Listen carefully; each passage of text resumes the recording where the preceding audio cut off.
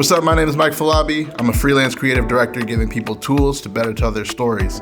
And I've been away from YouTube for a couple months now, it seems like, and I've just been super busy with work and super busy with home life. And I've been just kind of trying to find the balance between the two. Anybody in a similar position, I'm sure, can understand what that feels like to be working a lot and to feel guilty for not being at home, or when you're at home, feel guilty for not being at work.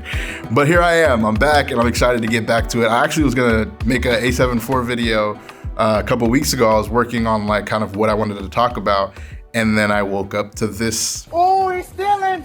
He's stealing! So it's kind of grainy, you can't really tell what's going on, but somebody just waltzed in at like 6:30 in the morning a couple weeks back, was kind of looking through my office, found my camera, and just waltzed out. Not only did they find my A7 IV, but they found my 24-70 2.8 and my 16-35 2.8 G Master lenses. So they walked out of my office with like 7-8 grand worth of gear. Oh, it still hurts. Janitors came, cleaned, forgot to lock up, the whole thing. Insurance covered it. I now have a new Sony A7 IV. The funny thing about this story and the clickbaity title that you'll probably see is this camera here more valuable than my Sony FX6 that I'm actually shooting this video on? Because my FX6 was about 7 feet away from this camera when whoever that guy was, came in and stole this camera. It's one thing to consider because there's a lot of factors that go into why somebody would get this camera over that camera, and that's kind of what this video is about. So I'm just gonna preface this with, obviously this is a $2,400 camera versus a $6,000 camera. So it's not like I was gonna buy an FX6, but I ended up buying A7 IV. Some people might end up doing that, but I'm well aware this is not like a one-to-one comparison. But the A7 IV obviously shoots photos, so if that's something that you need, then this is a fantastic camera, 33 megapixels. It's a great camera for shooting photos and video. Compared to the FX6, it's a much smaller body, similar to the A7S III. It's like a mirrorless camera, so they're a lot more inconspicuous. They don't look like a huge dock setup. The ergonomics of the A7 IV versus the A7 III are actually a little bit different. They made this grip a little bit thicker here, so it's just easier to hold in hand. But if you are used to shooting mirrorless cameras, then this is gonna feel pretty familiar for you. The A7 IV also has Ibis, which is super helpful, especially when you're hand holding these cameras. It takes all of those kind of micro jitters out. And one thing that I've also noticed is that when shooting photos, it helps a lot if you're shooting at slower shutter speeds to kind of take some of that shake out. One thing that's actually interesting is the image quality in some respect is gonna be a little bit better out of the A7 IV than in the FX6. I know that sounds sacrilegious. I'm specifically talking about the fact that this sensor in the A7 IV is a 7K sensor that you're getting a 4K clip out of. It's sampling that 7K sensor and basically compressing it down to a 4K image, which is giving you a little bit more detail than you would get in the FX6. One nuance of this camera is that since it's a hybrid camera, it's kind of the in-between of the S, the A7S III, and the R, A7R IV. It's kind of like right in the middle, so it toggles that line of it's not a video camera or it's not a photo camera, it's kind of in the line between the two. So this toggle right here allows you to go from photo, video to S and Q. And then on the top, it also has 3 custom profiles on this side. So it gives you the ability to program your own presets however you want to be set up. If you're shooting an S-Log3 or S-Cinetone, you can have those set up to the 1, 2, and 3. And then also being able to switch between photo and video mode super quick with just like not press of a button, but the flip of a switch, if you will. But that's also one of the kind of confusing things where if you're in photo mode, you can shoot video, but it's gonna be in the profile that you have for photos. So it's one thing to keep in mind, but that's kind of neither here nor there. And now going over to the FX6, this is a camera for anybody who exclusively shoots video and values having cinema grade features like a built-in ND, which I love. It's not just a regular 2 or 4 stops of ND that you kind of just press a button and it adds it, but it is an electronic ND that automatically exposes your image properly. So if I were to shoot from in here and to go outside, it would gradually add that ND that's needed. So it's not just gonna be like a hard cut in between each of those ND stops, which is super helpful. I'm even using some ND right now because I wanted to shoot at f2.8 and I didn't want you to see my messy office.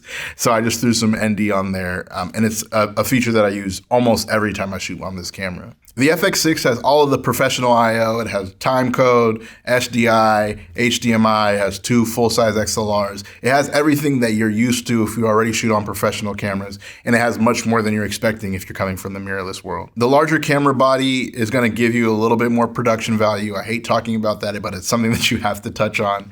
It's a more substantial camera, so the negative of that is you might not be able to sneak it in places, but the pro of that is that if you're presenting to a client, they're obviously gonna think that you're gonna do something fancier than you would do on a DSLR or a mirrorless camera. I know it's not true, but I just had to put that out there. One thing I love about this camera is its dedicated video layout. Like the FX6 was built to be a documentary style cinema camera. All of the buttons are laid out exactly where they should be. It's very intuitive. The menu system may not be, but the ergonomics of the camera are very intuitive and feel really natural. That like side grip handle with the zoom rocker is really helpful when you're using power zoom lenses. The very few that there are out there. But all the buttons are where they should be, and it's all of the layout is meant for if you have a first AC, all the buttons are on one side so they can access all of those buttons also.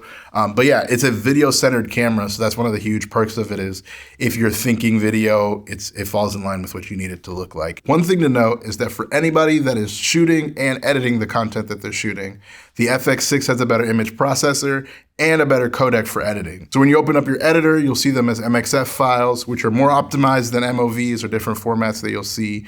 So that's one thing to know is that your edit will be a lot quicker, at least in Premiere. I haven't tried it on DaVinci or in Final Cut, but that's one thing to know. We have a visitor, so I'm gonna have to wrap up this video pretty quickly. Come here, dude. Go play. Be quiet, Daddy's almost done with this video, then we can go play, okay? And that brings me to this point in the video where my hot take is the FX6 and the A7 IV are the best A/B cam setup that you could have. Where the FX6 falls short with stuff like Ibis or even having the ability to shoot photos, where the FX6 falls short like Ibis or shooting photos, the A7 IV shines. Where the A7 IV lacks in stuff like the crop in slow-mo or not having built-in NDs, all of those features the FX6 has. So what I've found is that in situations that I'm shooting on my FX6 with my A7 IV as a B cam, and then all of a sudden it turns into run and gun, and oh no, my FX6 doesn't have stabilization built in, that's where my A7 IV will step up and kind of cover that. If I'm shooting something that's an A and B cam, and then all of a sudden I need to take photos, my A7 IV comes in there, whereas my FX, if I had an FX3 or an A7S III, those images would work, those photos would work, but obviously there wouldn't be the 33 megapixels that we have in the A7 IV. If I come to a situation where I need to have a camera that's not as big and built out or rigged out, I can use my A7 IV. If the client isn't somebody that's used to being on camera, they want something that's less intimidating in front of them, that's where the A7 IV comes into play. And that's not to say that the A7 IV isn't a killer. Like I said before, it's that 7K sensor that's oversampled into a 4K file. So it's still gonna hold its weight. It's not one of those like, oh, I'm like sacrificing in a bunch of these things when I go to my A7 IV. I thought it would be that, and I kind of bought it thinking that it was gonna be the like, oh, if I shoot on that, then I'm like getting less quality or less whatever. But what I found is a lot of the time they're like indistinguishable from one another. They both work really well in low light. Their autofocus is fantastic and their color science is very similar. So they work well in pairing them together. There's almost no color correction required other than a couple little micro tweaks that I make to make them look like they're shot on 2 FX6s. That's all I'm really looking for in this A/B cam setup, is to have exactly what I need in the scope of 2 of those cameras. Some people would say that you should get 2 FX3s or 2 FX6s or whatever the case so that they're completely matched. But what I actually needed was a camera that can hold its weight in photo and video. I'm looking something. What are you looking for? I'm looking that blue. Long story short, the FX6... Mommy, you get right now. You want me to get it right now?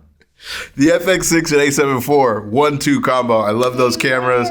And then now they get right now. Okay. The A7 IV and the FX6, great 1-2 combo. If you're looking for an A and B cam, you can't go wrong with that. Feel free to like and subscribe and comment below if you disagree or agree with me, and we can talk about it down there. I'll see you guys next time, and it'll be sooner than this one was. I promise. We're getting it back together, and we are full steam ahead. Peace. Say, Carter and Daddy out. Mommy, Daddy out. See you guys later.